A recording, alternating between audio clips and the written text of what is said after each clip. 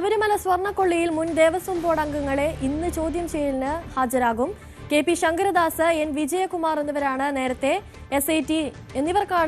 SIT notice നൽകിയത്. മുൻകൂർ ജാമ്യാപേക്ഷയിൽ തീരുമാനമുണ്ടാകട്ടെന്ന നിലപാടിലാണ് മുൻ അംഗങ്ങൾ. വിനോദ് ചേരുന്നുണ്ട് കൂടുതൽ വിവരങ്ങളുമായി. വിനോദ്, കഴിഞ്ഞ ദിവസം SITയുടെ ഭാഗത്ത് നിന്നും വലിയ തരത്തിലുള്ള ഒരു നീക്കം ഉണ്ടായിരുന്നു. ഡി മണിയെ കണ്ടെത്തിയിരിക്കുന്നു. അത്തരത്തിലുള്ള വലിയൊരു നീക്കം SITയുടെ ഭാഗത്ത് നിന്നും ഉണ്ടായി. ഇപ്പോഴിതാ ദേവസ്വം ബോർഡ് അംഗങ്ങൾ ചോദ്യം ചെയ്യലിന് ഹാജരാവുകയാണ്. കൂടുതൽ വിവരങ്ങൾ SITക്ക് ലഭിക്കാനുള്ള സാധ്യതയുണ്ടോ? കൂടുതൽ പ്രതികളിലേക്ക് SIT എത്തിക്കാനുള്ള സാധ്യതയുണ്ടോ ഇവർ ഈ ചോദ്യം ചെയ്യുന്നതിലൂടെ? Anusree, K P Sankaradas, N Vijayakumar എന്നിവർക്കാണ് നേരത്തെ തന്നെ SIT ചോദ്യം ചെയ്യലിന് ഹാജരാകണമെന്ന് പറഞ്ഞ് കത്ത് നൽകിയിട്ടുള്ളത്. ഇന്ന് ഹാജരാകണമെന്നാണ് നിർദ്ദേശം. ഇരുവരും ഹാജരാകുമോ എന്ന കാര്യത്തിൽ വ്യക്തതയില്ല. കാരണം ഇവരുടെ മുൻകൂർ ജാമ്യാപേക്ഷ സുപ്രീം കോടതിയുടെ പരിഗണനയിൽ നിൽക്കുകയാണ്. അതുകൊണ്ട് തന്നെ ഇവർ ഹാജരാകുമോ എന്ന കാര്യത്തിൽ വ്യക്തതയില്ല. ഒരുപക്ഷെ ചോദ്യം ചെയ്യലിന് ഹാജരായേക്കാം. കഴിഞ്ഞ പ്രാവശ്യം ഹൈക്കോടതി കേസ് പരിഗണിച്ചപ്പോൾ വലിയ വിമർശനമാണ് SITക്ക് നേരെ ഉന്നയിച്ചത്. എന്തുകൊണ്ട് വൻ സ്രാവുകളെ പിടികൂടുന്നില്ല എന്നത് അടക്കമുള്ള ചോദ്യങ്ങൾ കോടതിയുടെ ഭാഗമായി ഉണ്ടായി. മറ്റ് അറസ്റ്റുകളിലേക്ക് പോകാത്തതിൻ്റെ കാര്യവും കോടതി ചോദിച്ചിരുന്നു. അതുകൊണ്ട് തന്നെയാണ് അന്നത്തെ ദേവസ്വം ബോർഡിന് 2019 ഭാരവാഹികൾക്ക് ഇതിൽ ബന്ധമുണ്ട് എന്ന ആരോപണം ശക്തമാവുകയും പത്മകുമാർ അടക്കമുള്ളവർ അറസ്റ്റിലാകുകയും ചെയ്തിരുന്നു. എന്നാൽ അന്നത്തെ ബോർഡിൽ അംഗങ്ങളായിരുന്നവരെ ഇതുവരെ അറസ്റ്റ് ചെയ്തിട്ടില്ല.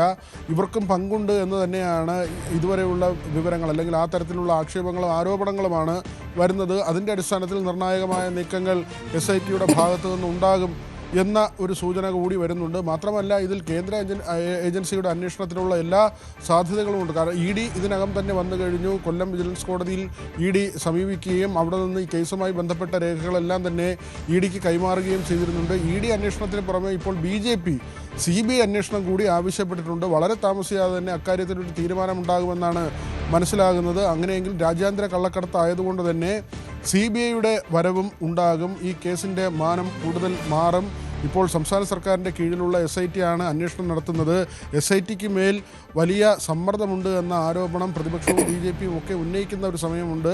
2 ADGPമാരുടെ ഇടപെടൽ, സീനിയറായ 2 ADGPമാർ ഈ കേസുമായി ബന്ധപ്പെട്ട് SITക്ക് മേൽ സമ്മർദ്ദം ചെലുത്തുന്നു. ഇത് സംസ്ഥാന സർക്കാരിൻ്റെ താല്പര്യപ്രകാരമാണ് എന്ന ആരോപണമാണ് പ്രതിപക്ഷ നേതാവ് ഉന്നയിച്ചത്. ഇങ്ങനെയൊക്കെ സാഹചര്യങ്ങൾ നിൽക്കുമ്പോഴാണ് ഇതിന് അന്വേഷണം മാറുമ്പോൾ CBIയിലേക്ക് പോയാൽ മറ്റൊരു തലത്തിലേക്ക് കാര്യങ്ങൾ മാറുക.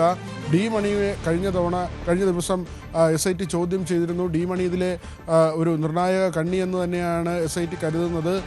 തമിഴ്നാട് ഡിണ്ടിഗൽ സ്വദേശിയാണ്. ഡയമണ്ട് മണി എന്നാണ് ഇയാളുടെ പേര്. കഴിഞ്ഞ ദിവസം ചോദ്യം ചെയ്തതിൻ്റെ അടിസ്ഥാനത്തിൽ 1000 കോടി രൂപയുടെ ഇടപാടിന് ഇവർ ലക്ഷ്യം വെച്ചിരുന്നുവെന്ന വിവരങ്ങളാണ് പുറത്തു വന്നത്. 500 കോടി രൂപയുടെ ഇടപാട് ശബരിമലയിലെ അമൂല്യ വസ്തുക്കൾ മാറ്റുന്നതുമായി ബന്ധപ്പെട്ടും ശ്രീ പത്മനാഭ സ്വാമി ക്ഷേത്രത്തിൽ നിന്നും ഇത്തരത്തിൽ അമൂല്യ വസ്തുക്കൾ കവർച്ച ചെയ്യുന്നതിന് അതിൻ്റെ വിൽപ്പനയുമായി ബന്ധപ്പെട്ട് 500 കോടി രൂപ ഇവർ മാറ്റിവെച്ചിരുന്നു എന്ന വിവരങ്ങൾ കൂടി പുറത്തു വരുന്നുണ്ട്. പത്മനാഭസ്വാമി ക്ഷേത്രവുമായി ബന്ധപ്പെട്ട് ചതുർബാഹു വിഗ്രഹം പീഠത്തിൽ നിന്ന് അറുത്തുമാറ്റി എന്ന വെളിപ്പെടുത്തൽ ഇതിനകം പുറത്തു വരുന്നുണ്ട്. അതുമായി ബന്ധപ്പെട്ട് കൂടി ഈ സംഘത്തിൻ്റെ ഇടപെടൽ അന്വേഷിക്കേണ്ടതുണ്ട്. അവിടെ ഗ്രീൻ ചാനൽ വഴി CCTV ക്യാമറകൾ ഇല്ലാത്ത സ്ഥലമാണ്. അതുവഴി പത്മനാഭസ്വാമി ക്ഷേത്രത്തിലെ അമൂല്യ വസ്തുക്കൾ പുറത്തേക്ക് കൊണ്ടുപോയി എന്ന ആരോപണം കൂടി ശക്തമായി വരുന്ന ഒരു സാഹചര്യമുണ്ട്. അതായത് ശബരിമലയിൽ മാത്രമല്ല, പത്മനാഭസ്വാമി ക്ഷേത്രത്തിലും കേരളത്തിലെ മറ്റ് അതിപുരാതന ക്ഷേത്രങ്ങളിലും ഈ തരത്തിൽ കൊള്ള നടന്നു. പഞ്ചലോക വിഗ്രഹങ്ങളടക്കം ഇവിടെ നിന്ന് വിദേശത്തേക്ക് കടത്തി എന്ന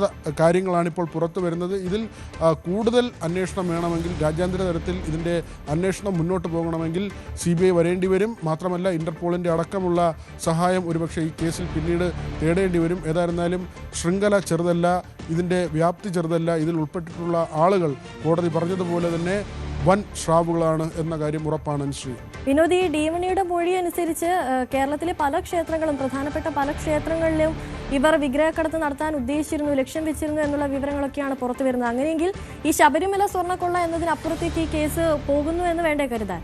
തീർച്ചയായും വിപുലമായ അന്വേഷണം വേണ്ടി വരും. ഇതൊരു പക്ഷേ കേരളത്തിൽ മാത്രം ഒതുങ്ങി നിൽക്കുന്ന ഒരു കാര്യമാകില്ല. ഡി മണിയുടെ ചരിത്രം പരിശോധിക്കുമ്പോൾ തന്നെ ആദ്യം ഒരു വജ്ര വ്യാപാരിയായി തുടങ്ങിയ ആളാണ്. പിന്നീടാണ് ഈ വിഗ്രഹക്കടത്തിലേക്ക് മാറിയതെന്ന വിവരമാണ് പുറത്തു വരുന്നത്. അങ്ങനെയെങ്കിൽ ഇതൊരു വലിയ ശൃംഖലയാണ്. ഡി മണിയെയും ഉണ്ണികൃഷ്ണൻ പോറ്റിയും തമ്മിൽ പരിചയപ്പെടുത്തിയത് മുൻ തമിഴ്നാട് മുഖ്യമന്ത്രിയായിരുന്ന ജയലളിതയുമായി അടുപ്പമുള്ള ആളുകളാണെന്ന വിവരം വരുന്നു.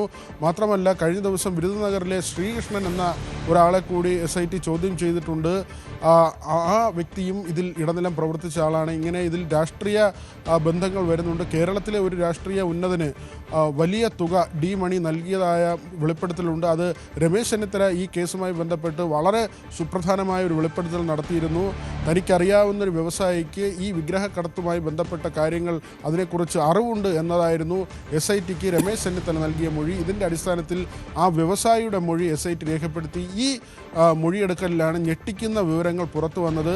കേരളത്തിലെ പല ക്ഷേത്രങ്ങളിൽ നിന്ന് ഇത്തരത്തിൽ വിഗ്രഹങ്ങൾ കടത്തി പഞ്ചലോക വിഗ്രഹങ്ങൾ അടക്കം കവർച്ച ചെയ്യപ്പെട്ടു എന്ന വിവരം വരുന്നത്. ശബരിമലയിൽ നിന്ന് മുൻപും ഇത്തരത്തിൽ അമൂല്യ വസ്തുക്കൾ പുറത്തു പോയിട്ടുണ്ട്. ശ്രീ പത്മനാഭസ്വാമി ക്ഷേത്രത്തിൽ നിന്ന് വസ്തുക്കൾ കൊണ്ടുപോകുന്നതിന് 500 കോടിയുടെ ഇടപാട് അവർ ധാരണയാക്കിയിരുന്നു. 500 കോടി ഇതിനകം ശബരിമലയുമായി ബന്ധപ്പെട്ട് ഈ അമൂല്യ വസ്തുക്കൾ കടത്തിയതിൻ്റെ പേരിൽ ആ ഇടപാടിൽ 500 കോടിയുടെ ഇടപെടൽ നടന്നു.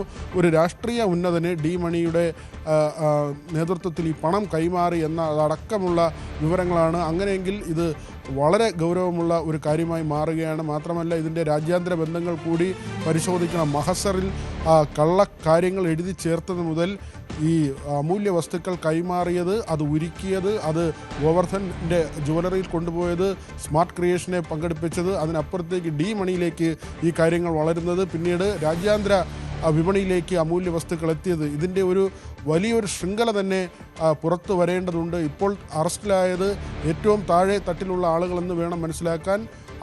അങ്ങനെയെങ്കിൽ അവിടെ SITയുടെ അന്വേഷണം പര്യാപ്തമാകില്ല. സർക്കാർ പറയുന്നുണ്ട് SITയുടെ അന്വേഷണം തൃപ്തികരമാണ്. പക്ഷേ കോടതി കഴിഞ്ഞ തവണ ഈ കേസ് പരിഗണിച്ചപ്പോൾ ഹൈക്കോടതിയുടെ ഭാഗത്തു നിന്ന് SITയെ അതിനിശ്ചിതമായി വിമർശിക്കുന്ന സാഹചര്യമാണ് ഉണ്ടായത്. അതിന് തൊട്ടു പിന്നാലെയാണ് ഈ ജുവലറി ഉടമയുടെയും സ്മാർട്ട് ക്രിയേഷൻ CEOയുടെയും ഒക്കെ അറസ്റ്റ് ഉണ്ടായത്. എങ്കിൽ തന്നെയും ഈ കേസിലേക്ക് കേന്ദ്ര ഏജൻസികൾ കൂടുതലായി ED വന്നിട്ടുണ്ട്. CBI അടക്കം എത്താനുള്ള എല്ലാ സാധ്യതയും ഉണ്ട്. ശരി, വിനോദാണ് വിവരങ്ങൾ നൽകിയത്.